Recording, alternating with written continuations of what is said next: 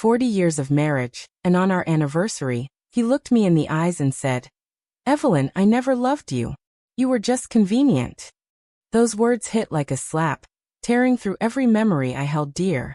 I stood in our dining room, surrounded by faded photos of our life together, my hands trembling as I gripped the anniversary cake I'd baked. At 68 years old, sitting on the porch of our small Chicago home, I decided to tell my story.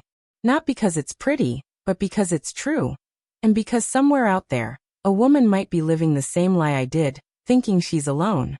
My name is Evelyn Marie Thompson, born in 1957 in a tiny Illinois town where dreams were small and secrets were big. If you're listening, tell me in the comments where you're from.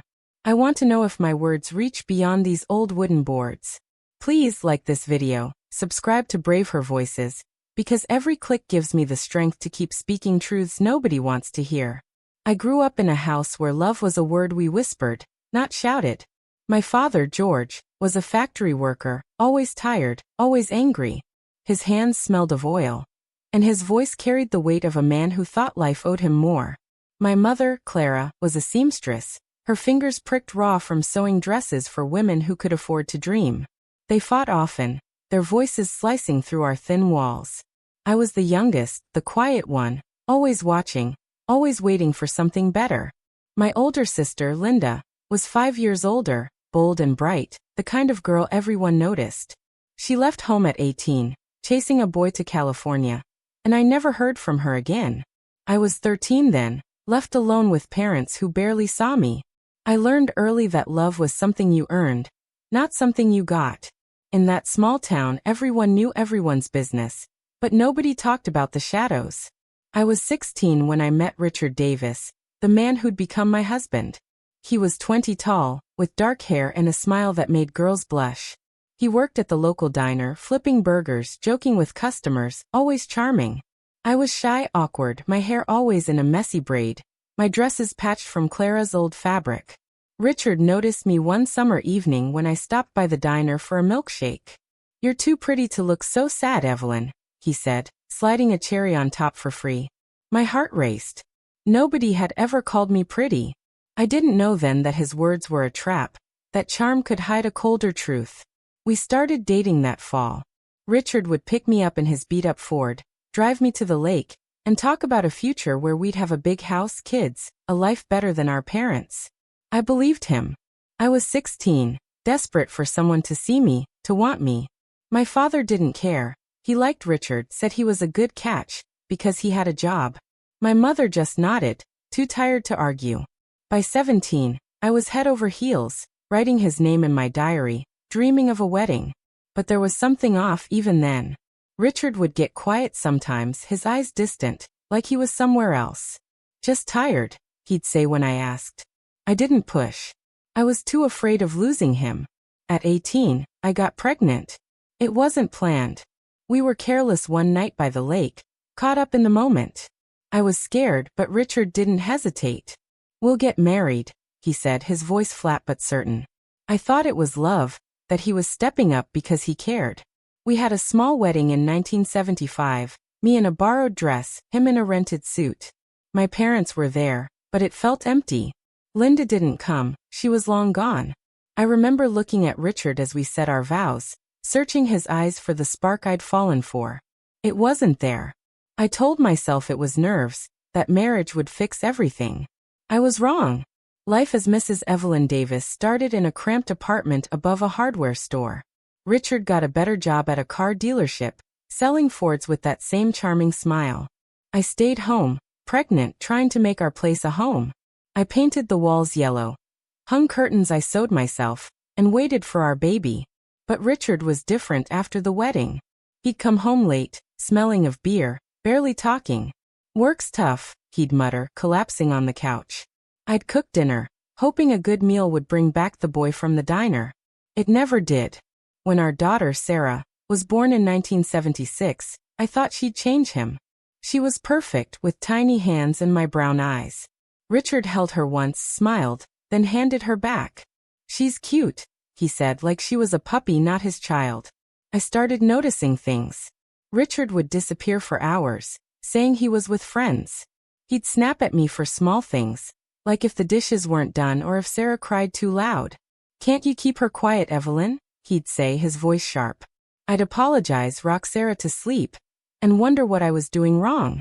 I was 19, a mother, a wife, but I felt like a child, lost in a life I didn't understand. One night, I found a receipt in his pocket. Dinner for two at a fancy restaurant I'd never been to. "Work meeting," he said when I asked, but his eyes wouldn't meet mine. I wanted to believe him, but doubt crept in, cold and heavy. By the time Sarah was 2, Richard's temper got worse. He'd yell if I spent too much on groceries, even though I stretched every dollar. "You're useless with money," he'd say, slamming the table. I'd shrink, afraid to argue. My mother's voice echoed in my head. "Stay quiet, Evelyn. It'll pass." But it didn't. One evening he came home drunk, his tie loose, his breath sour. I was feeding Sarah, and she was fussy. "Shut her up," he shouted, throwing a glass against the wall. It shattered and Sarah screamed. I held her close, my heart pounding, telling myself he didn't mean it. But deep down, I knew something was breaking, something bigger than that glass. I started hiding things from him, small savings from grocery money, a diary where I wrote my fears. I'd tuck it under the mattress, afraid he'd find it. Richard was gone more often now, leaving me alone with Sarah. I'd sing to her, tell her stories about a happy family, stories I wished were true. The neighbors, an older couple named Betty and Frank, noticed my tired eyes. "You okay, Evelyn?" Betty asked one day, her voice soft. I nodded, forcing a smile. "Just tired," I said, echoing Richard's excuse. But Betty's eyes lingered, like she saw the truth I couldn't say. I wanted to tell her, to scream that my marriage was a lie, but fear kept me quiet. One night, when Sarah was 3, Richard didn't come home. I waited until dawn, pacing, checking the clock. When he finally walked in, his shirt was wrinkled, his hair messy. "Where were you?" I asked, my voice shaking. He laughed, a cold, empty sound. "Don't start, Evelyn. You're lucky I'm here at all." Lucky. That word stuck with me, sharp as a knife. I looked at Sarah, sleeping in her crib, and wondered if this was the life I'd give her. A father who made us feel small, a mother too scared to fight back. That night, I cried myself to sleep, promising I'd find a way out, even if I didn't know how. That morning, as sunlight crept through the curtains, I sat on the edge of our sagging couch, Sarah still asleep in her crib. My eyes burned from crying, and Richard's words, "You're lucky I'm here at all," echoed in my head. I was 22, a mother, a wife, but I felt like a ghost in my own life. The apartment smelled of last night's dinner, burnt toast and regret. I heard Richard's heavy steps in the bedroom, and my stomach twisted. I wanted to confront him, to demand answers about where he'd been, but fear glued my lips shut. Instead, I busied myself making coffee, hoping routine would steady my shaking hands. Richard stumbled into the kitchen, his eyes bloodshot. "Coffee ready?" he mumbled, not looking at me. I nodded, pouring him a cup. "You didn't come home last night," I said, my voice barely above a whisper. He froze, then smirked. "What, you keeping tabs on me now, Evelyn?" His tone was sharp, like I'd crossed a line. I swallowed hard. "I was worried, Richard. Sarah was up all night, and I didn't know if you were okay." He laughed, cold and mean. "Worried? You're always so dramatic. I was out with the guys. Let it go." But his eyes darted away, and I knew he was lying. I wanted to push, to ask about the restaurant receipt I'd found months ago. But Sarah's cry from the bedroom stopped me. I rushed to her, my heart racing. She was standing in her crib, her tiny face red. "Mama, up," she said, reaching for me. I lifted her, her warmth calming my nerves. "It's okay, baby," I whispered, kissing her forehead. But it wasn't okay. Richard's lies were piling up, and I felt trapped, like a bird in a cage too small to spread its wings. I carried Sarah back to the kitchen, where Richard was sipping his coffee, staring out the window. "She's loud," he said, not turning around. "Can't you keep her quiet?" My chest tightened. "She's a baby, Richard. She's just hungry." He shrugged, like it didn't matter. That afternoon I took Sarah to the park, needing air, needing space. The Chicago wind was chilly, but Sarah giggled as I pushed her on the swing. An older woman, Helen, sat on a nearby bench knitting. She lived a block away and always waved when we passed. "You look tired, Evelyn," she said, her voice gentle. I forced a smile. "Just a long night," I said, echoing the same excuse I always used. Helen's eyes softened. "Marriage ain't easy, honey. But you're strong. I see it in you." Her words hit me hard, like she saw something I couldn't. "Thanks," I mumbled, looking away. I wanted to tell her everything, Richard's temper, his late nights, the way he made me feel small. But shame kept me quiet. When we got home, Richard was gone again. No note, no explanation. I fed Sarah, read her a story and tucked her in. Then I sat at the kitchen table, staring at the phone. I thought about calling my mother, Clara, but we hadn't spoken in months. She'd told me to make it work with Richard when I'd hinted things weren't right. "Men are men," she'd said, her voice tired. I didn't want her advice. I wanted someone to tell me I wasn't crazy, that I deserved more. Instead, I opened my diary hidden under the mattress and wrote, "I don't know who Richard is anymore. I don't know who I am." The next day, Betty, our neighbor, knocked on the door. She held a plate of cookies, her smile warm. "Thought you and Sarah could use a treat," she said. I invited her in, grateful for company. Sarah played on the floor as we talked. "How's Richard doing?" Betty asked, her tone careful. I hesitated. "He's busy with work," I said, avoiding her eyes. She reached for my hand. "Evelyn, I hear things through these thin walls. If you ever need to talk, I'm here." My throat tightened. I wanted to spill everything, but I just nodded. "Thanks, Betty," I whispered. She squeezed my hand and left, but her words stayed with me. Like a lifeline I was too scared to grab. That night, Richard came home late again, reeking of perfume. Not beer, not smoke, perfume. My heart sank. "Where were you?" I asked, bolder than usual. He glared at me. "None of your business, Evelyn. Stop acting like my mother." His voice was loud, and Sarah stirred in her crib. I lowered mine. "I'm your wife, Richard. I deserve to know." He stepped closer, his face hard. "You deserve what I give you. Be grateful I come home at all." My hands shook, but I stood my ground. Grateful? For what? For lies? His eyes narrowed, and for a moment, I thought he'd hit me. Instead, he turned and slammed the bedroom door. I stood there, frozen, my heart pounding. The next morning, I found a note on the table. "Out for the day. Don't wait up." I crumpled it, tears stinging my eyes. Sarah tugged at my leg. "Mama sad?" she asked, her big eyes searching mine. I knelt down, forcing a smile. "Mama's okay, sweetie. Let's make pancakes." But as we mixed batter, my mind raced. Who was Richard with? Why did he stay with me if he didn't care? I thought about the girl he used to be, the one who believed in his promises by the lake. She felt so far away now, buried under years of doubt and fear. A week later, I saw something that changed everything. I was at the grocery store with Sarah, picking out apples, when I spotted Richard across the street. He was with a woman, tall, blonde, laughing as he held her hand. My stomach dropped. Sarah pointed. "Daddy," she called, but I hushed her, pulling her behind a display. I watched them, my heart breaking. The woman touched his arm, and he smiled, the way he used to smile at me. I felt sick, betrayed, but also angry. For the first time, I wasn't just scared, I was furious.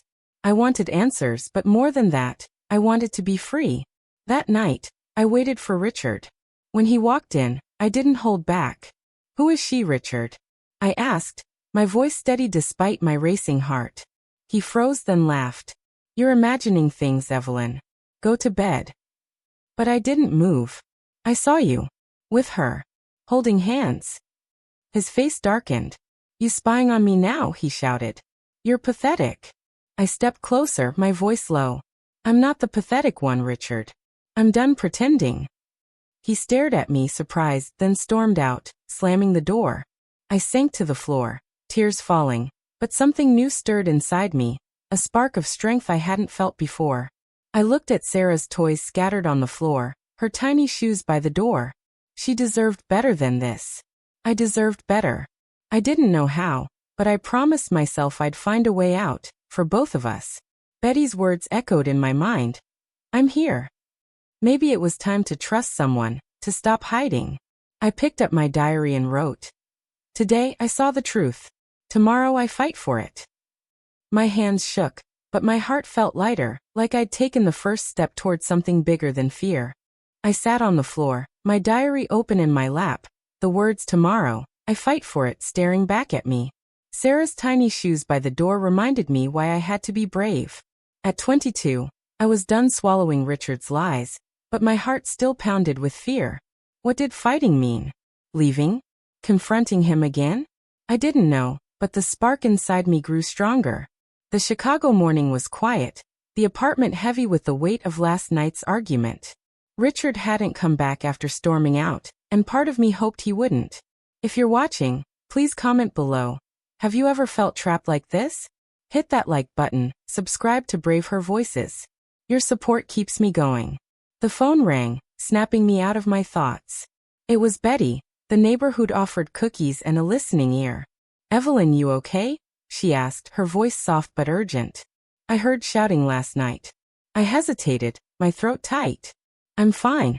I lied, but my voice cracked. Betty paused. Honey, you don't sound fine. Come over for coffee. Bring Sarah.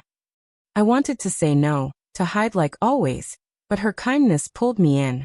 Okay, I whispered. I bundled Sarah up, her sleepy eyes blinking at me. We see Betty? She asked, clutching her stuffed bunny. Yeah, baby, I said, kissing her head. We're going to see Betty. At Betty's apartment, the smell of fresh coffee and warm bread calmed my nerves. Sarah played with blocks on the floor, while Betty poured me a cup. Talk to me, Evelyn, she said, sitting across from me. Her eyes were kind but sharp, like she could see through my fake smiles. I took a deep breath. Richard's not who I thought he was, I said, my voice low. He's gone all the time, yells at me, and I saw him with another woman. Betty's face tightened. Oh honey, I'm so sorry. I shook my head, tears spilling. I don't know what to do. I can't stay, but I can't leave. Sarah needs me. I've got no money, no job. Betty leaned forward. You're stronger than you know, Evelyn. You don't have to stay in a cage. Her words hit hard, but before I could reply, the door buzzer sounded. Betty frowned, not expecting anyone. She opened the door, and there was Clara, my mother, standing there, her coat too thin for the chilly wind. Evelyn, I need to talk to you, she said, her voice shaky. I froze. We hadn't seen each other in over a year. Mama, I said, standing. Sarah ran to her. Nana, she squealed. Clara hugged her, but her eyes were on me, full of something I couldn't read. Guilt, maybe, or fear. How do you know I was here? I asked. She glanced at Betty. I went to your place first. Richard said you were out. My stomach twisted. Richard was home. Betty invited Clara in, and we sat at the table, tension thick between us. What's wrong, Mama? I asked. She fidgeted with her scarf. I heard things, Evelyn. From folks in town. About Richard. He's been seen with someone else. My heart sank, but I wasn't surprised. I know, I said quietly. I saw them too. Clara's eyes widened. Why didn't you tell me? Her voice was sharp, like I'd failed her. I snapped back. You told me to make it work, Mama. You said men are men. She flinched, her hands trembling. I was wrong, she whispered. I should have protected you better. Your father, he was no saint either. Her words stunned me. Clara had never talked about my father's temper, the fights I'd overheard as a kid. What do you mean? I asked, leaning closer. Clara looked away, her voice barely audible. George hurt me too, Evelyn. I stayed quiet for you and Linda. I thought it was my job to keep the family together. My chest tightened. All those years I thought Clara was just tired, but she was broken like me. Why didn't you leave? I asked, my voice breaking. She shook her head. I had nowhere to go. But you do. You're young. You've got Sarah. I wanted to scream that it wasn't that simple, but Sarah's giggle from the floor stopped me. I looked at her, stacking blocks, so innocent. Clara was right. I had to protect her. Betty broke the silence. Evelyn, my cousin Mary runs a boarding house in Milwaukee. She's always looking for help. Cleaning, cooking. You and Sarah could stay there, start fresh. My heart raced. Milwaukee? Leaving everything? It felt impossible, but the idea sparked hope. I don't know if I can, I said, my voice shaky. Betty smiled. You can. I'll call Mary today. Clara reached for my hand. I'll help with Sarah if you go. I owe you that. Tears stung my eyes. For the first time, I felt like I wasn't alone. That night, back at our apartment, Richard was waiting. He sat on the couch, a beer in his hand, his face calm but cold. Where were you? He asked, like I was the one sneaking around. I took a deep breath, my hands shaking. With Betty. And my mother came by. His eyes narrowed. What's Clara doing here? Stirring up trouble. I stepped closer, anger rising.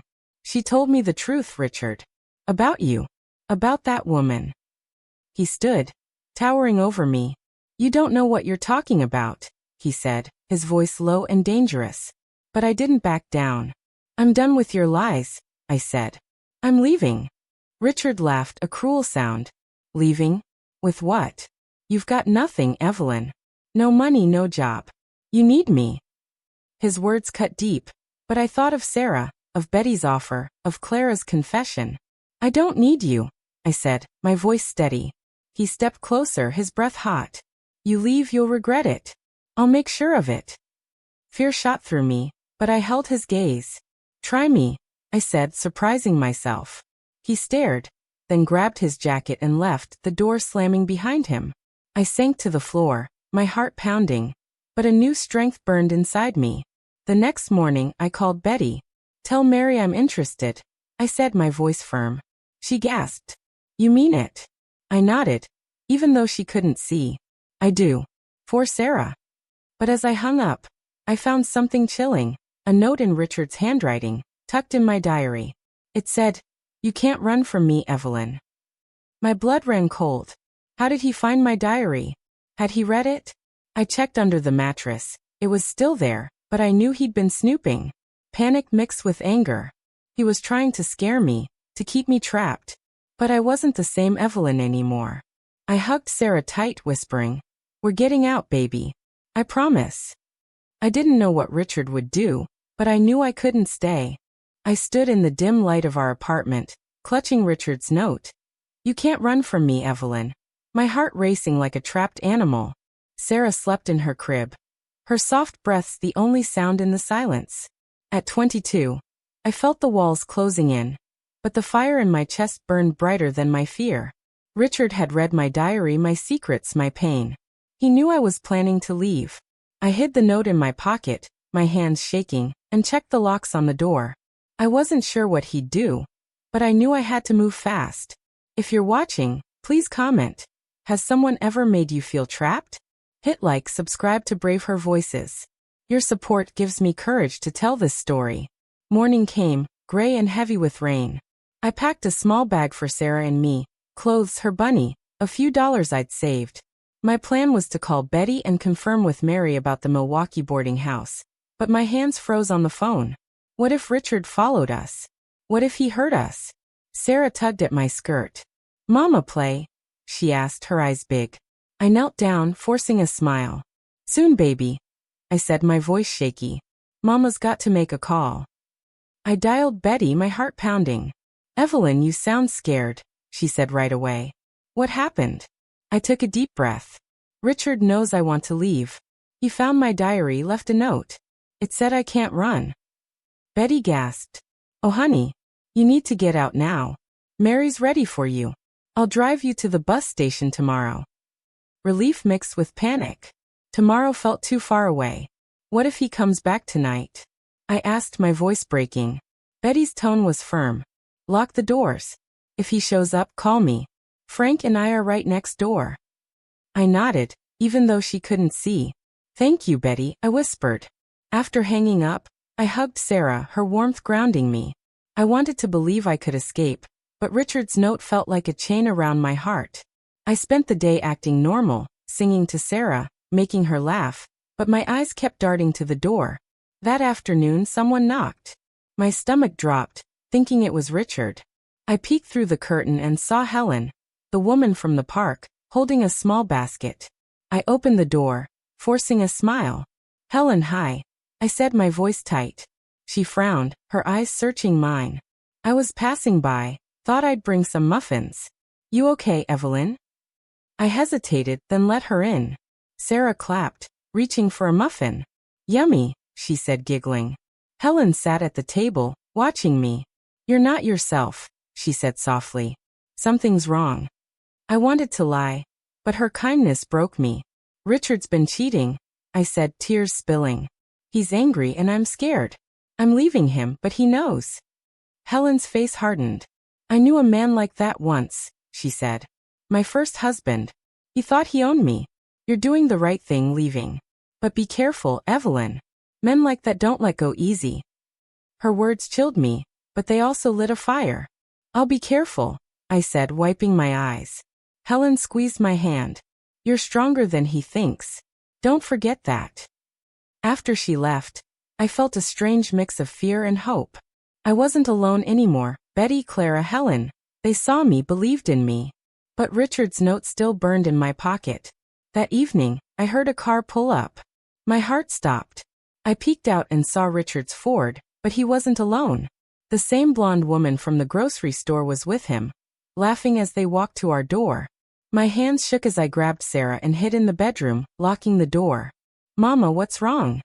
Sarah whispered, sensing my fear. "Shuh, baby, just stay quiet," I said, holding her close. The front door opened and I heard their voices. Richard's low and smooth, the woman's high and flirty. "Nice place," she said. "Your wife's not home?" Richard laughed. "She's probably at her mother's, whining." "Doesn't matter. You're here now, Diane." Diane. Her name hit like a punch. I pressed my ear to the door, my heart breaking.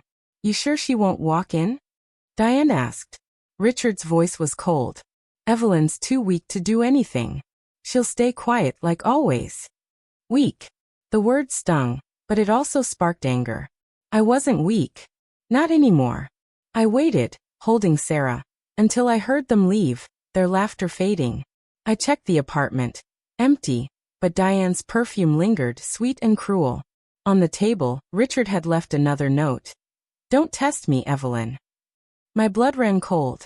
He was toying with me, daring me to run. I called Betty, my voice shaking.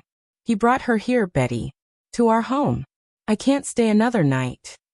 Betty didn't hesitate. "Pack your things. I'm coming now." Within an hour, she and Frank were at my door. Frank, a quiet man with kind eyes, carried my bag. "You're doing the right thing," he said. I nodded, tears falling. We drove to their place, where Sarah fell asleep on their couch. Betty sat with me. "Mary's expecting you in Milwaukee tomorrow," she said. "The bus leaves at 8 a.m. I'll drive you." I hugged her, sobbing. "I don't know how to thank you," I said. She smiled. "Just be free, Evelyn. That's enough." But the next morning, as we loaded the car, a new twist hit. My mother, Clara, called, her voice panicked. "Evelyn, Richard came to my house last night. He was drunk, yelling about you leaving. He said he'd find you no matter where you go." My heart sank. "Did he hurt you?"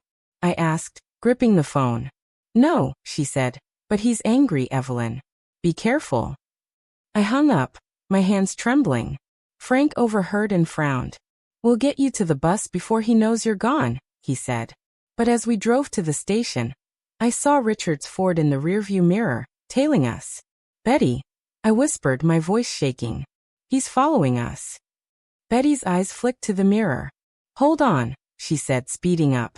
My heart pounded as Sarah clung to me, sensing danger. "Mama, scared," she whimpered. I kissed her head. "It's okay, baby. Mama's got you." But I wasn't sure. Richard's car stayed close, his face a shadow behind the wheel. Betty took a sharp turn, weaving through side streets, and for a moment we lost him. We reached the bus station, and I grabbed Sarah, my bag slung over my shoulder. "Go, Evelyn," Betty said, hugging me. "You're stronger than him." I nodded, tears streaming, and ran for the bus, my heart racing. As we boarded, I looked back. Richard's car pulled into the lot. I froze, clutching Sarah, praying he wouldn't see us. I clutched Sarah tight, my heart pounding as I boarded the bus. Richard's Ford idling in the station lot. His shadow behind the wheel felt like a storm chasing me. Sarah whimpered. Mama, why running? I kissed her forehead, forcing a smile. We're going on an adventure, baby, I whispered, my voice shaking. The bus doors hissed shut, and I sank into a seat, hiding behind a window shade. My hands trembled as I peeked out. Richard's car was still there, but he didn't get out. Had he seen us? If you're watching, please comment. Have you ever had to run from someone you loved? Hit like, subscribe to BraveHer Voices. Your support keeps my story alive. The bus rumbled out of Chicago, and I held my breath, watching the lot fade. Sarah curled up in my lap, her bunny clutched tight. Where we going, Mama? She asked, her voice small. Somewhere safe, sweetie, I said, stroking her hair. But my mind raced. Richard's notes, his threats, Diane's laughter. They swirled in my head, each one a cut deeper than the last. I thought of Betty's words. You're stronger than him. I wanted to believe her, but fear clung to me like damp clothes. The other passengers were quiet, some sleeping, some staring out windows. A woman across the aisle, older, with gray hair tied back, smiled at Sarah. She's precious, she said. I nodded, managing a weak thank you. Hours later, the bus pulled into Milwaukee. My stomach knotted as we stepped off, the cold air hitting my face. I scanned the crowd, half expecting Richard to appear. Sarah clung to my leg. Cold, Mama, she said. I wrapped my scarf around her, my eyes darting around.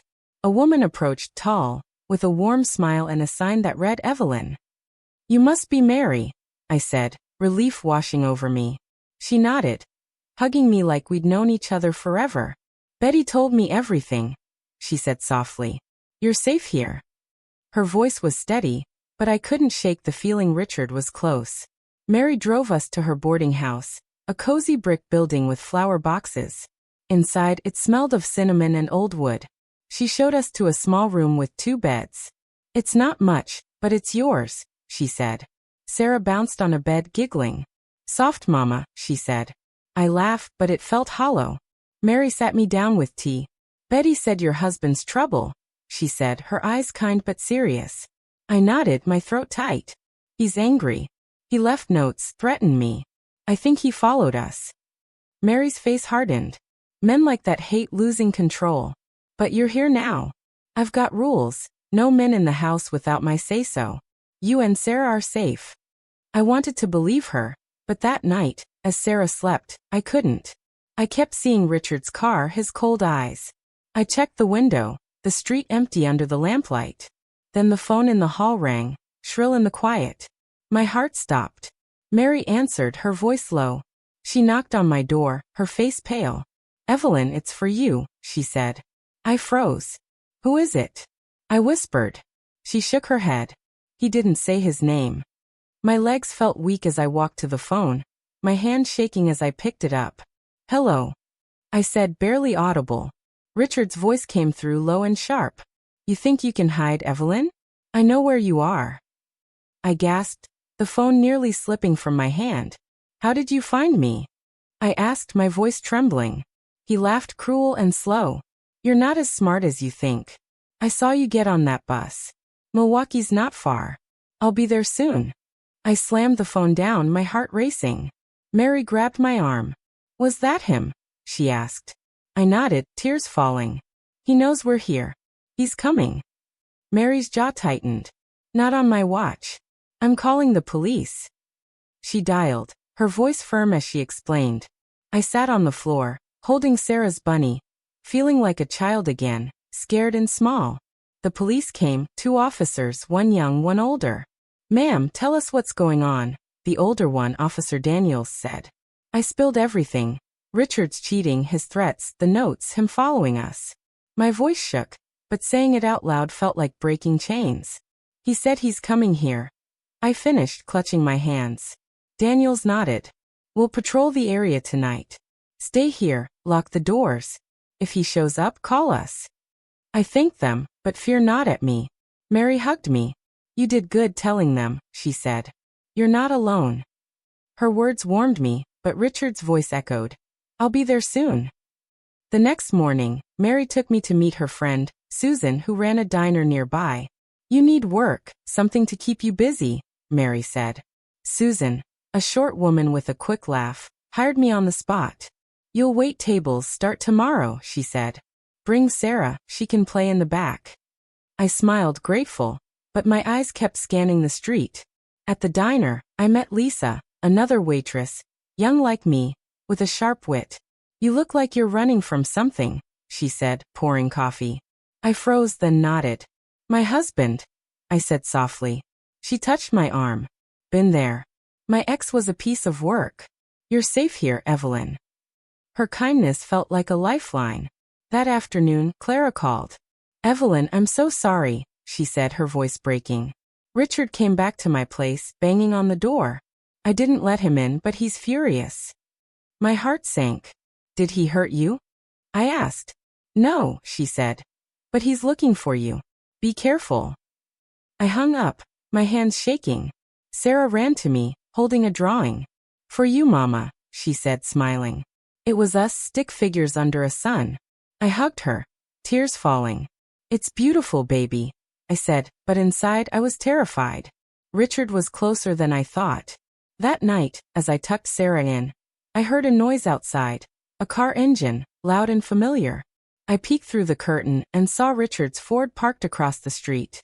My heart stopped. He was here. I grabbed the phone, dialing the police, my hands shaking. He's outside, I whispered to Mary, who rushed to my side. Stay calm, she said, locking the door. But then a new twist. Someone else stepped out of Richard's car. It wasn't Diane. It was my sister, Linda, who I hadn't seen in years. My breath caught. Why was she with him? What did she want? I clutched Sarah, my mind racing, as the police sirens grew closer in the distance. I stood frozen at the window, clutching Sarah as police sirens wailed closer. Richard's Ford was parked across the street, its headlights cutting through the Milwaukee night. Linda, my sister, stepped out of his car, her face lit by a street lamp. I hadn't seen her in nearly a decade. Not since she ran off to California at 18. Why was she with Richard? My heart pounded, torn between shock and fear. Sarah stirred in my arms. Mama, who's that? She whispered, pointing outside. Should baby stay quiet? I said, my voice shaking. Mary locked the door, her face tense. Police are almost here, Evelyn, she said. If you're watching, please comment. Has someone from your past ever come back to haunt you? Hit like, subscribe to BraveHer Voices. Your support keeps my story alive. The police pulled up, their lights flashing. 2 officers approached Richard's car, and I watched, holding my breath. Linda raised her hands, talking fast, while Richard stayed in the driver's seat, his face hidden. The officers motioned for him to get out, and he did slowly, his posture stiff. I couldn't hear their words, but Linda's gestures were wild, like she was arguing. My mind raced. Was she helping him? Betraying me? I turned to Mary. That's my sister, I said, my voice barely audible. I don't know why she's with him. Mary's eyes widened. Your sister? After all these years? I nodded, my stomach twisting. The police escorted Richard and Linda to their car, then drove off. I exhaled, but the relief was short-lived. My hands shook as I set Sarah down, her eyes big with questions. Mama, why police? She asked. I knelt beside her. They're keeping us safe, sweetie, I said, forcing a smile. But inside I was a mess. Linda's return felt like a ghost from my past, dragging up memories of our broken family. I thought of her leaving at 13, never writing, never calling. Now she was here, with Richard, the man tearing my life apart. It didn't make sense. Mary handed me a cup of tea, her voice calm. You're okay now, Evelyn. The police have him. I shook my head. But Linda, what's she doing with him? She left years ago. Why now? Mary sat beside me. Maybe she's in trouble too. Or maybe she's here for you. I wanted to believe that, but doubt not at me. I pulled out my diary, flipping to a page from years ago where I'd written about Linda's laugh, her dreams of Hollywood. I'd loved her, envied her, but now I didn't know who she was. The next morning, I started my job at Susan's diner, needing to keep busy. Sarah played in the back with crayons, humming to herself. Susan watched me wipe tables, her eyes kind. You're doing great, Evelyn, she said. But you look scared. I forced a laugh. Just nervous first day. She didn't buy it. Lisa told me about your husband. If you need help, you tell me, okay? I nodded, grateful but afraid to lean on anyone. Lisa, the other waitress, joined us. Evelyn, you're tough, she said, grinning. My ex tried to scare me too. You keep going, you hear? Their words lifted me, but Richard's threat, I'll be there soon, still echoed. At lunch, the diner door swung open, and my heart stopped. Linda walked in alone, her hair shorter than I remembered, her face tired. She spotted me and froze. Evelyn, she said, her voice soft. I gripped a rag, my hands shaking. What are you doing here, Linda? I asked, my voice cold. Customers glanced over, but I didn't care. She stepped closer. I need to talk to you. Please. Sarah ran from the back. Mama, who's she? She asked, tugging my apron. Linda's eyes softened.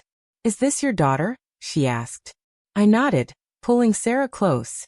Why were you with Richard last night? I demanded. Linda's face fell. I didn't know he was like this, Evelyn. I came back to Chicago to find you.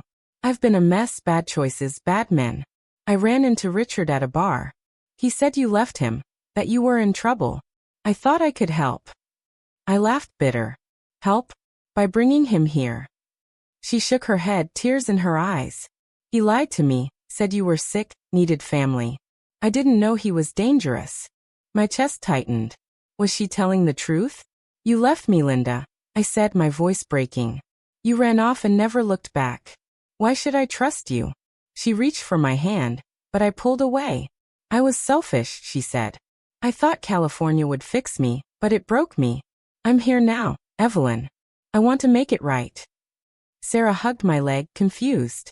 I wanted to believe Linda, but Richard's notes, his car, his lies, they clouded everything. Susan walked over, her voice firm. Everything okay here? I nodded, but my eyes stayed on Linda. I need time, I said. She nodded, wiping her eyes. I'm staying at a motel nearby. I'll wait, Evelyn. She left, and I felt torn, angry, hurt, but desperate for family. That evening, Mary sat me down. The police called, she said. They let Richard go. Not enough evidence to hold him, but they warned him to stay away. My heart sank. And Linda? I asked. Mary shrugged. They didn't mention her. I felt sick. Was Linda lying, working with Richard to trap me? I tucked Sarah in, her drawing from yesterday on the nightstand. Mama, is the bad man gone?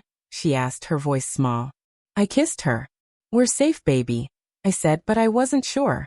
I locked our door, checking the window again. The next day, a new twist hit. A letter arrived at the boarding house, addressed to me in unfamiliar handwriting. Inside was a photo of me and Sarah at the diner, taken from outside. My blood ran cold. A note was attached. I'm watching, Evelyn. You can't hide. It wasn't Richard's writing, it was a woman's. Diane? Linda? Someone else? I showed Mary, my hands shaking. This isn't over, I said, my voice breaking. She hugged me. We'll figure this out, Evelyn. You're not alone. But as I held the photo, Sarah's smiling face staring back, I felt a new fear.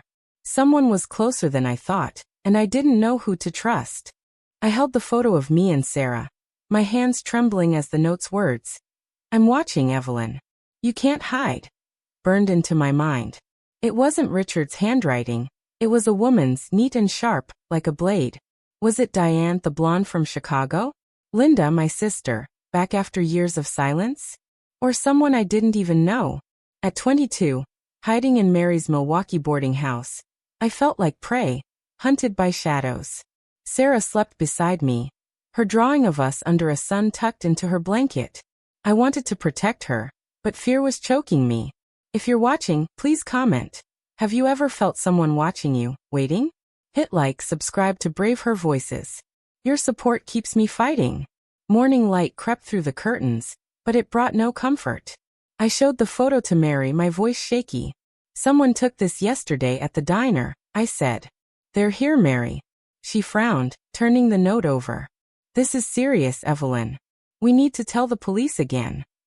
I nodded, but doubt not at me. The police let Richard go last night. What could they do about a photo? I dressed Sarah, her sleepy voice asking, "Mama, we go play?" I forced a smile. "Soon, baby," I said, my heart heavy. I couldn't let her see my fear. At the diner, I worked my shift, my eyes scanning every customer. Susan, the owner, noticed my jitters. "Evelyn, you're jumpy," she said, pouring coffee. "What's wrong?" I hesitated, then told her about the photo and note. Her face hardened. "That's not okay," she said. "You tell me if anyone strange comes around you here?" I nodded, grateful for her protectiveness. Lisa, the other waitress, overheard. "Sounds like my ex," she said, wiping a counter. "He'd leave creepy notes to scare me. You need to watch your back, Evelyn." Their words were kind, but they made the diner feel smaller, like danger was hiding in every corner. Mid-shift, the phone rang. Susan answered, then waved me over. "It's for you," she said, her voice low. My stomach dropped. I took the receiver, my hand shaking. "Hello," I said. A woman's voice, soft but cold, answered. "Evelyn, you can't keep running. I know everything." My breath caught. "Who is this?" I demanded. She laughed, a sound that sent chills down my spine. "You'll find out soon," she said, then hung up. I stood frozen, the receiver buzzing in my hand. Susan grabbed my arm. "Who was that?" she asked. I shook my head, tears stinging my eyes. "I don't know," I whispered. "But they're watching me." I went back to work, but my mind was spinning. Was it Diane trying to keep Richard? Linda, playing some twisted game? I thought of her at the diner yesterday, begging to make things right. Could I trust her? After my shift, I took Sarah to the boarding house, my eyes scanning the street. Mary met me at the door, her face grim. "The police came by," she said. "They're looking into the photo, but they need more to go on." I nodded, feeling helpless. "What do I do, Mary?" I asked, my voice breaking. She hugged me. "You keep going, Evelyn. You're stronger than whoever's doing this." That evening, Linda showed up at the boarding house, her face pale. "Evelyn, we need to talk," she said, standing in the doorway. Sarah was coloring at the table, oblivious. I crossed my arms. "Why should I listen to you?" I asked, my voice sharp. Linda's eyes filled with tears. "I know you don't trust me," she said. "But I'm not with Richard. He used me, Evelyn. He found me in Chicago, said you were in trouble. I believed him because I felt guilty for leaving you." I wanted to believe her, but the photo, the note, the call, they made me doubt everyone. "Then why were you in his car?" I asked. She sighed. "He offered me a ride to find you. I didn't know he was dangerous until the police showed up."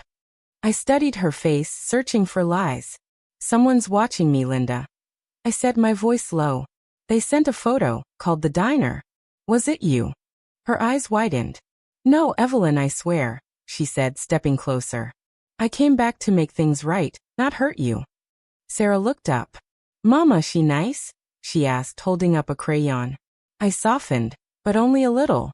"I don't know yet, baby," I said. Linda knelt beside Sarah.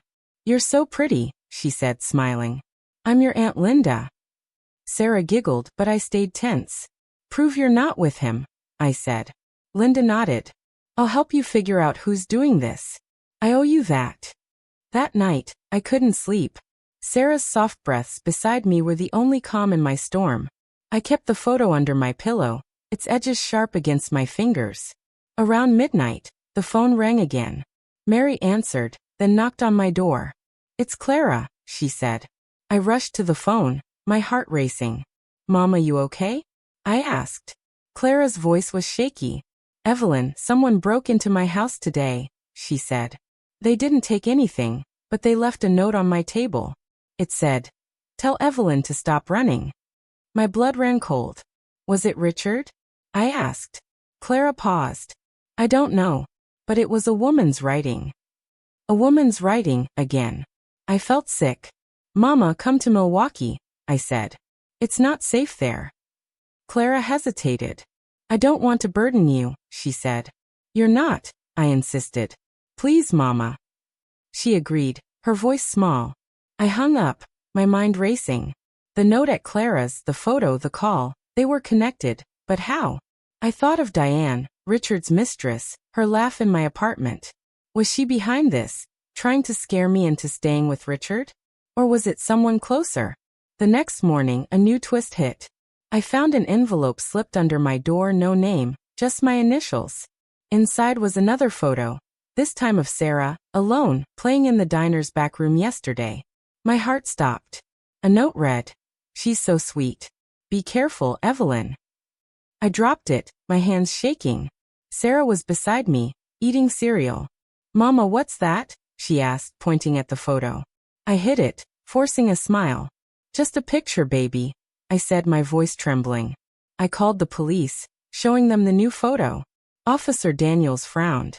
"We're doing what we can, ma'am," he said. "But you need to stay vigilant." I went to the diner, my nerves raw. Linda was there, waiting outside.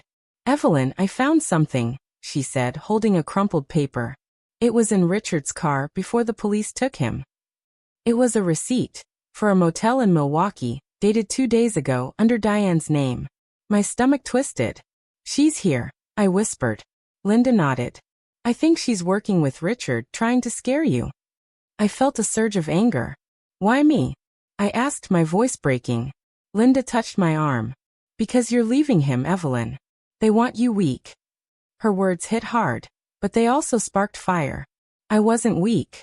Not anymore. As I walked inside, Susan pulled me aside. "A woman was here earlier asking about you," she said. "Blonde, fancy clothes. Didn't leave a name." My heart raced. Diane. It had to be. I looked at Sarah, playing nearby, and felt a new resolve. I wasn't just running anymore, I was fighting. But as I cleaned tables, I noticed a man watching me from a corner booth.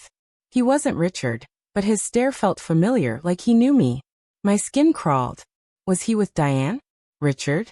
Or was I imagining things?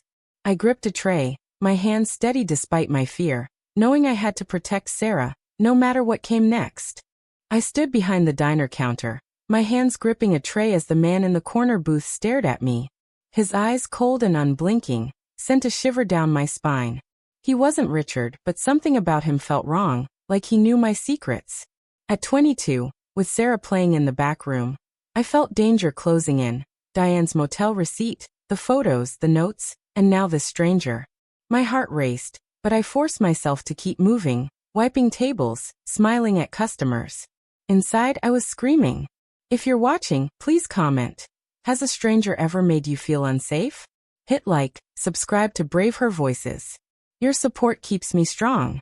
Susan noticed my unease. "Evelyn, you okay?" she asked, her voice low. I glanced at the man, then back at her. "That guy in the corner, he's watching me," I whispered. She frowned, looking over. "Stay near the counter. I'll keep an eye on him." I nodded, grateful, but my hands shook as I poured coffee. Lisa, bustling by, caught my eye. "What's up?" she asked. I leaned close. "That man's creeping me out," I said. She glanced at him, her face hardening. "Want me to tell him to leave?" I shook my head. "Not yet. I don't want trouble." But trouble was already here, in every shadow. The man left after an hour, dropping cash on the table. I rushed to clear his booth, my heart pounding. Under his plate was a folded paper. My breath caught as I opened it. A sketch of me, rough but clear, standing at the counter. No words, just my face staring back. I dropped it, my hands trembling. "Susan," I called, my voice sharp. She hurried over, Lisa behind her. "What's this?" Susan asked, picking up the sketch. I shook my head, tears stinging. "He drew me. He was watching me the whole time." Lisa cursed under her breath. "That's not normal, Evelyn. You need to tell the police." I called Officer Daniels, showing him the sketch when he arrived. "This is escalating," he said, his voice grim. "We're looking for Diane, based on that receipt. But this man, whoever he is, he's involved." I nodded, my throat tight. "What do I do?" I asked. Daniels sighed. "Stay with people you trust. Don't go anywhere alone." I thought of Sarah, her drawing of us under a sun, and felt sick. I couldn't let her get hurt. Susan hugged me. "You're staying at the diner till closing," she said. "We're not leaving you alone." After my shift, I took Sarah to the boarding house, my eyes scanning the street. Mary met us, her face worried. Clara called, she said.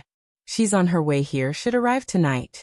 I exhaled, relieved my mother was coming, but the sketch weighed heavy in my pocket. Mary, someone's after me, I said, showing her the drawing. Her eyes widened.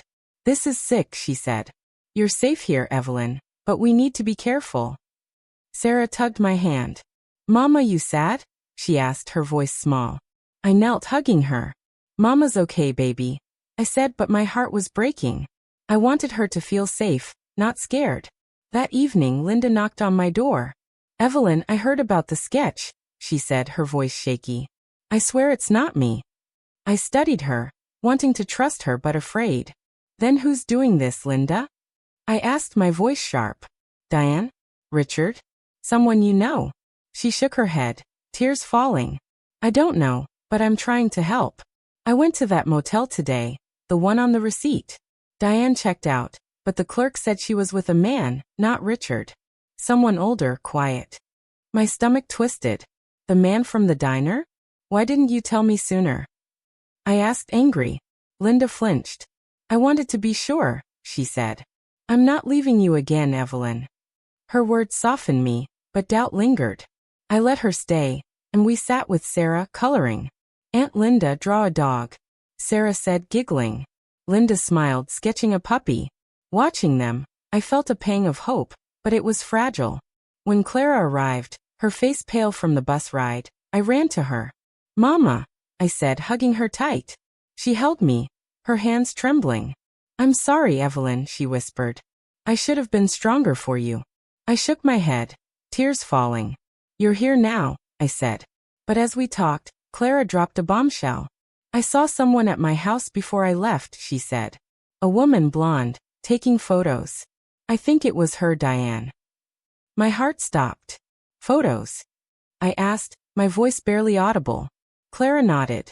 She didn't see me, but she was outside snapping pictures of the house. I pulled out the photo of Sarah from the diner, my hands shaking. Like this? I asked. Clara's eyes widened. Yes, she said. Evelyn, she's not just watching you. She's planning something. Fear gripped me, but so did anger. Diane wasn't just Richard's mistress. She was hunting me, and I didn't know why. We need to find her, I said, my voice firm. Linda nodded. I'll go back to the motel, ask more questions, she said. Clara squeezed my hand. I'm not leaving your side, she promised. That night, as Sarah slept, I heard a noise outside, a soft thud, like footsteps. I peeked through the curtain, my heart racing. A figure stood under a street lamp, too far to see clearly. Was it the man from the diner? Diane? I grabbed the phone, ready to call the police, but the figure vanished. Mary rushed in, hearing my gasp. What's wrong? She asked. I pointed outside. Someone was there, I said, my voice shaking. We checked the locks, but sleep never came. At dawn, I found another note slipped under the door. You're running out of time, Evelyn. It was the same woman's handwriting, but this time, it included a phone number. I stared at it, my hands trembling. Should I call? I asked Mary, my voice barely audible. She frowned. It could be a trap. Clara, sitting nearby, shook her head. You need to know who's doing this, she said. But be careful. I dialed, my heart pounding. A woman answered, her voice familiar, the same from the diner call. Evelyn, she said almost sweetly. You're braver than I thought. I gripped the phone. Who are you? Why are you doing this? I demanded. She laughed. Meet me at the park tomorrow noon. Alone. Or Sarah pays the price. The line went dead, and I dropped the phone, tears streaming. Mary hugged me. We'll go to the police, she said. But I knew this was personal. Diane, or whoever she was, wanted me, and I had to face her to protect Sarah. I sank to the floor, the phone still warm in my hand, the woman's voice echoing. Meet me at the park tomorrow noon. Alone. Or Sarah pays the price. My heart pounded, fear and fury twisting inside me. At 22, hiding in Mary's Milwaukee boarding house, I felt like I was staring into a trap, but Sarah's safety was everything. She slept in the next room. Her soft breaths a reminder of why I had to be brave. Clara and Mary stood nearby, their faces pale. The note with the phone number lay on the table, its words a taunt. If you're watching, please comment. Have you ever had to face your fear to protect someone you love? Hit like, subscribe to BraveHer Voices. Your support keeps me going. Mary broke the silence, her voice firm. Evelyn, you can't go alone. It's too dangerous. I shook my head, tears falling. She said Sarah pays if I don't, I whispered. Clara grabbed my hand, her eyes fierce. We'll tell the police, she said. They can watch the park, keep you safe. I nodded, but doubt not at me. The police hadn't stopped Richard or found Diane. Could they stop this woman? I looked at Clara, her face worn from years of silence. Mama, why's this happening? I asked, my voice breaking. She hugged me tight. Because you're breaking free, Evelyn. People like Richard, like her, they hate that. The next morning, I called Officer Daniels, my hands shaking. She wants me to meet her at the park, noon, I said, explaining the call. His voice was calm but serious. We'll set up plainclothes officers nearby. You won't be alone, Evelyn, but you need to act like you are. I swallowed hard. What if it's Diane? I asked. Daniels paused. We're still looking for her. The motel lead didn't pan out. She's gone underground. But we'll be there. I hung up, my heart racing. Sarah ran to me, holding her bunny. Mama parked today? She asked, smiling. I forced a smile. Not today, baby, I said, kissing her. You're staying with Aunt Linda. Linda arrived, her face tense. Evelyn, I'm so sorry, she said, her voice shaky. I should have stayed back then, protected you. I looked at her, still unsure if I could trust her fully. Just keep Sarah safe, I said, my voice firm. She nodded, kneeling beside Sarah. We'll draw puppies, okay? She said, smiling. Sarah giggled, but I felt sick leaving her, even with Linda. Clara pulled me aside. I'm coming with you, she said. I shook my head. She said, alone, Mama. Clara's eyes flashed. I'll stay back, but I'm not letting you face this without me nearby. Her strength steadied me, but fear still clawed at my chest. At the diner, Susan and Lisa hugged me before I left. You're tough, Evelyn, Lisa said, her voice soft. Don't let her scare you. Susan handed me a small knife, her eyes serious. Just in case, she said. I slipped it into my pocket, my hands trembling. Thank you, I whispered. The walk to the park felt endless, the Milwaukee air cold against my face. I scanned every face, expecting Diane, Richard, or the man from the diner. My heart pounded as I reached the park bench, noon ticking closer. I sat, my hands clenched, the knife heavy in my pocket. A woman approached, but it wasn't Diane. She was older, maybe 40, with dark hair and sharp eyes. My breath caught. Evelyn, she said, sitting beside me. Her voice matched the phone calls. Who are you? I demanded, my voice shaky. She smiled, cold and calm. Call me Margaret, she said. I'm Diane's sister. My stomach dropped. Sister? Why are you doing this? I asked, my voice rising. The photos, the notes. What do you want? Margaret leaned closer. You took Richard from Diane, she said. She loves him and you're in the way. I laughed, bitter. He cheated on me, I said. I left him. He's all hers. Margaret's eyes narrowed. It's not that simple, she said. Richard's weak. He won't leave you unless you're gone for good. My blood ran cold. Gone, I whispered. She nodded, her voice low. I'm here to make sure you disappear, Evelyn. For Diane. I stood, my hands shaking. You're crazy, I said. I'm not running anymore. She grabbed my arm, her grip tight. Sit down, she hissed. Or Sarah won't make it home today. Fear shot through me, but I saw a flicker of movement. Plainclothes officers closing in. I yanked my arm free. You won't touch her, I said, my voice steady despite my terror. Before Margaret could respond, a shout came from behind. Evelyn. It was Linda, running toward us, Sarah in her arms. My heart stopped. Linda, no, I yelled. Margaret's face twisted with rage. You brought her? She spat, pulling a knife from her coat. Panic surged as I stepped between her and Sarah. Leave them alone, I shouted, my hand on the knife in my pocket. The officers rushed forward, guns drawn. "Drop it," one yelled. Margaret froze, then dropped her knife, her eyes wild. They cuffed her, dragging her away, but her words lingered. "This isn't over, Evelyn." Linda was sobbing, holding Sarah. "I'm sorry," she said. "I saw her follow you and I panicked. I couldn't leave Sarah alone." I hugged them both, tears streaming. "It's okay," I whispered, but my heart was racing. Sarah clung to me. "Mama, bad lady gone?" she asked. I nodded, kissing her. "Yes, baby. She's gone." But as the police took Margaret away, a new twist hit. Officer Daniels approached, his face grim. "Evelyn, we found Richard," he said. "He was at the motel with Diane. But there's more. Margaret wasn't just Diane's sister. She was hired by someone else to scare you." "Hired?" I asked, my voice shaking. Daniels nodded. "We're looking into it, but it might be someone close to you." My mind spun. Close to me? Linda? Clara? Someone at the diner? I looked at Linda, her face wet with tears, and Clara, standing nearby, her eyes wide. "Who would do this?" I asked, my voice breaking. Daniels shook his head. "We'll find out. For now, stay with your family." I nodded, but trust felt impossible. As we left the park, Sarah in my arms, I saw the man from the diner across the street, watching. He turned and vanished, but his face burned into my memory. Was he the one behind it all? I held Sarah tighter, knowing I wasn't safe yet. I held Sarah tight, her small body warm against mine as we left the park. The man from the diner's face still burning in my mind. His stare across the street felt like a warning, and Officer Daniels' words, "Margaret was hired by someone close to you," twisted my heart. At 22, I'd escaped Richard's lies, Diane's schemes, and Margaret's knife, but someone was still out there, pulling strings. Clara and Linda walked beside me, their faces heavy with worry. I wanted to trust them, but doubt lingered. Who was behind this? If you're watching, please comment.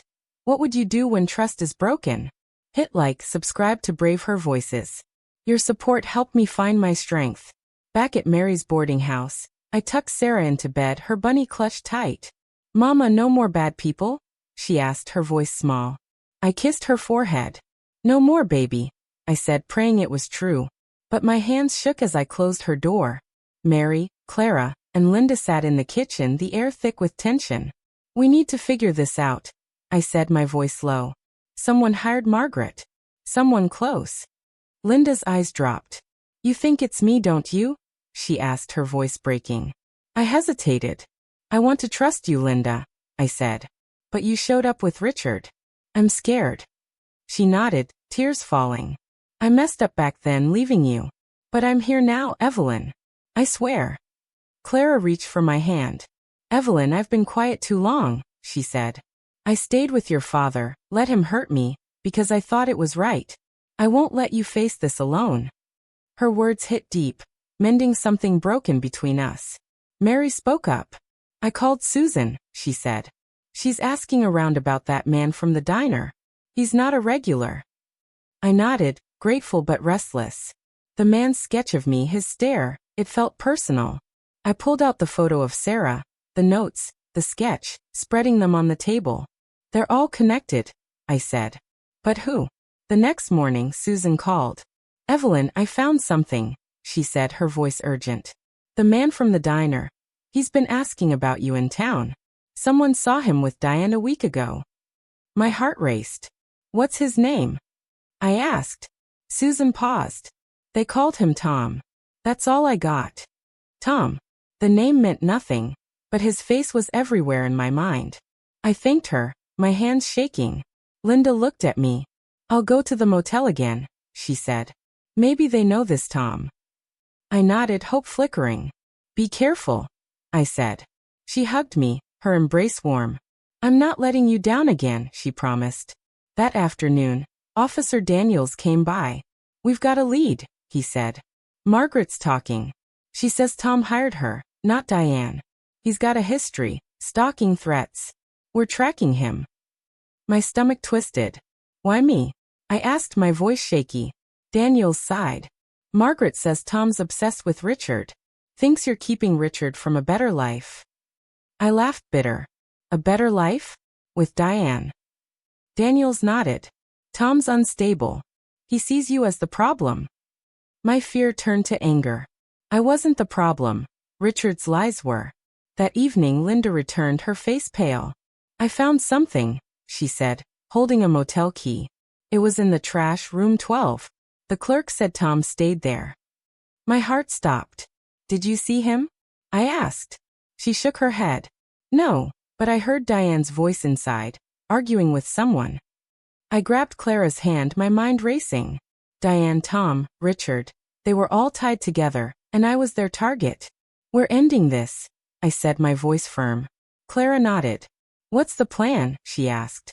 I looked at Daniels, who'd stayed to listen. Can you check that room? I asked. He nodded. I'll get a warrant. The next day, the police raided the motel. Daniels called with news that hit like a storm. We got them, he said. Diane, Richard, and Tom all in room 12. Tom's been orchestrating everything. The notes, the photos, Margaret. He wanted to scare you into leaving Richard for Diane. My knees buckled. Why? I asked, tears falling. Daniels sighed. Tom's Richard's cousin. He's been in love with Diane for years. Thought Richard would marry her if you were gone. I felt sick. Richard's cousin? All this pain, for his twisted loyalty? I went to the station, needing to see them. Richard sat in a holding cell, his face blank. Evelyn, he said, his voice flat. You ruined everything. I stood tall, anger burning. You ruined us, I said. You lied, cheated, let your cousin terrorize me. I'm done. Diane was next, her eyes cold. You were nothing to him, she spat. I smiled calm. Maybe. But I'm everything to Sarah. Tom was last, his stare chilling. You didn't deserve him, he said. I leaned close. I deserve better, I said, walking away, my heart lighter. Back at the boarding house, I hugged Sarah, Clara, Linda, and Mary. It's over, I said, tears streaming. Linda smiled. You're free, Evelyn. Clara nodded. I'm proud of you. Sarah giggled. Mama happy? She asked. I laughed, kissing her. Yes, baby. Mama's happy. We moved to a small apartment, paid for by my diner job. Linda stayed, rebuilding our bond. Clara visited often, her strength growing. I kept working, saving for Sarah's future, my heart full. Years later, at 68, I stood at our 40th anniversary. Richard's words. I never loved you. A distant memory. I'd raised Sarah, strong and kind, with kids of her own. I faced him that day, my voice steady. You were wrong, Richard, I said. I wasn't convenient. I was enough. I walked away, free, my life built on love, not lies. The moral? You're stronger than the cages others build. Break free, find your voice, and never let fear win. If you're watching, join our chain of strong women. Comment, like, subscribe. This is Evelyn, signing off but never silent again.